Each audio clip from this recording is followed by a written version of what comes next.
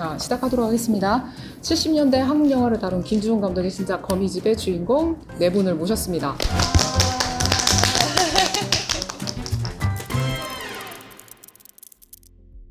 거미집에서 영화 감독 김열 감독 역을 맡은 송강호입니다.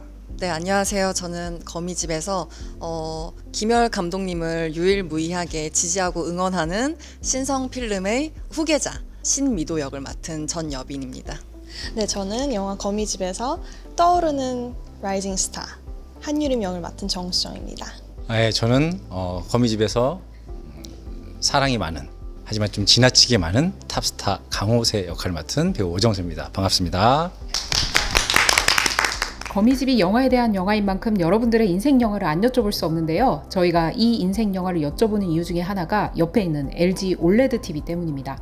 감독의 의도대로 표현된 색감과 완벽한 블랙, 몰입감 있는 음향을 느낄 수 있는 LG 올레드 TV로 시청하면 좋을 인생 영화 4편을 소개 부탁드립니다. 글쎄요, 이렇게 딱 4편을 꼽으라니까 참 어려운데 저는 이제 어렸을 때부터 영화를 처음 접했을 때는 영화관을 갈 수가 없으니까 TV를 통해 가지고 많이 접했는데 그때부터 아주 많이 본 영화가 유독 한 편이 있습니다. 그게 빠삐용이라는 영화인데 더스틴 호프만이랑 스티브 맥퀸이라는 명배우가 나오는, 지금까지도 해외 매체랑 뭐 인터뷰할 때 가장 좋아하는 배우가 누구냐면 저는 스티브 맥퀸을 되게 좋아하거든요. 그렇게 막 서구적인 미남이 아닌데도 불구하고 매력과 그 스몰 액팅이 주는 그만의 아우라가 잊혀지지가 않아요. 그래서 어릴 때부터 굉장히 좋아했던.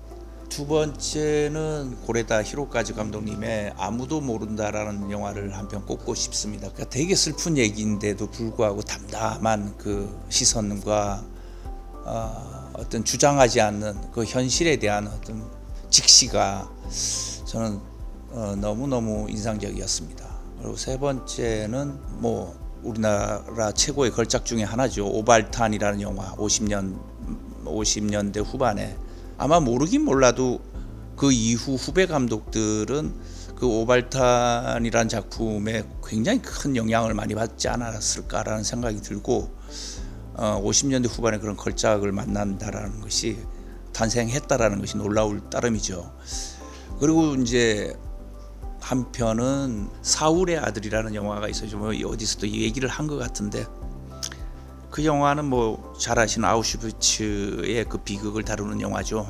엄청난 참혹한 비극을 다루고 있지만 인간의 어떤 놓지 말아야 될 아름다움과 그리고 희망에 대한 얘기를 그렇게 실화를 배경으로 해서 놀라운 영화였습니다.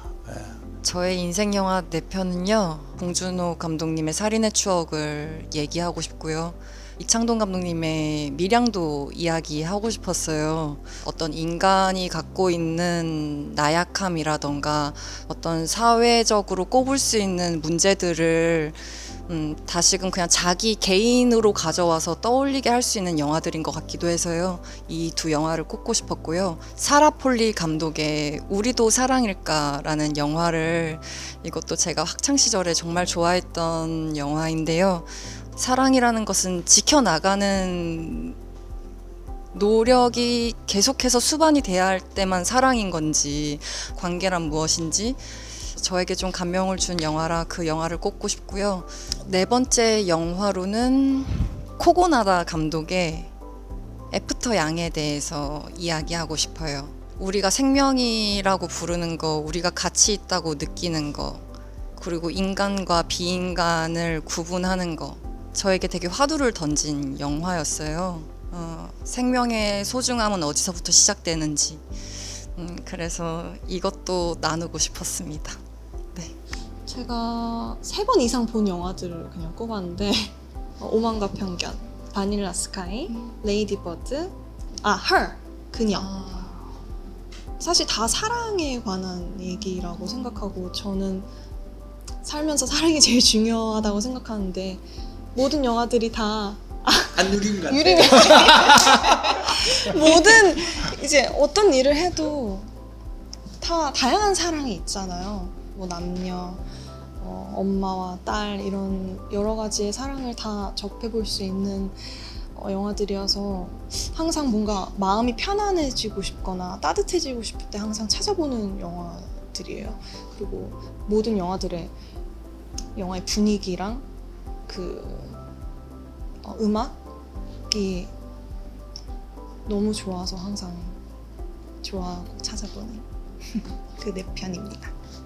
러브 액츄얼리가 가장 먼저 떠오르는 것 같고, 그 많은 배우들을 다 주인공처럼 그 짧은 시간 안에 사랑스럽게 그려내고 마지막에 영화가 끝나고선 되게 기분 좋았던 작품이어서 가장 먼저 러브 액츄얼리가 생각이 나고요.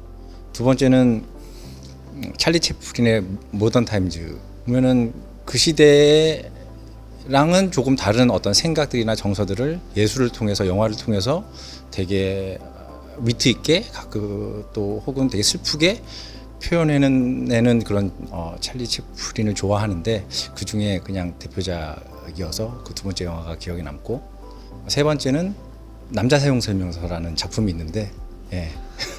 개인적으로는 참 귀한 영화라고 생각을 하고, 네 번째 영화는 거미집이라고 9월 27일 날 개봉하는 영화가 하나 있는데요. 앞에 찰리 채플린 영화랑은 좀 다르지만 또 비슷한 결이 있는 것 같아요. 그 시대에 랑은 좀 다른 어떤 정서를 예술을 통해서 표현하고자 하는 그런 것도 맞닿아 있는 것 같고, 아주 명작입니다. 꼭 챙겨보시. 걸작입니다. 예.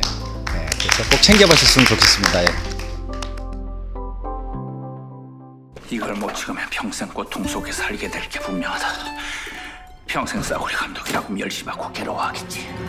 감독님, 우리 다 끌려가 진짜. 그 체제 이런 거 아니야 임마. 왜 도망가? 김 부장. 걸작이 나올 것 같아. 걸작을 왜 만들어요? 그냥 하던 거 하세요. 세트 철거하기로 했는데. 일단 찍으세요. 그래도 돼. 다 바뀌었어. 이걸 어떻게 하루에 다 찍어? 하루요? 하루에 못 찍죠. 이틀은 찍어야지. 나 가야 돼요. 이렇게 가면 어떡해? 숨 막히는 암투가 벌어지고 관객들에게 충격을 안겨준다. 저 너무 힘들어요. 힘을 내보자 유리마. 김 감독 어디 있어? 꼬라지가 왜 이래? 시나리오가 좀 가혹합니다. 모두 다 방해만 합니다. 아, 저 이름인데요. 세트장을 폐쇄시켜. 나 있다는 게 아니. 김 감독 현장은 막장의 콩가루야.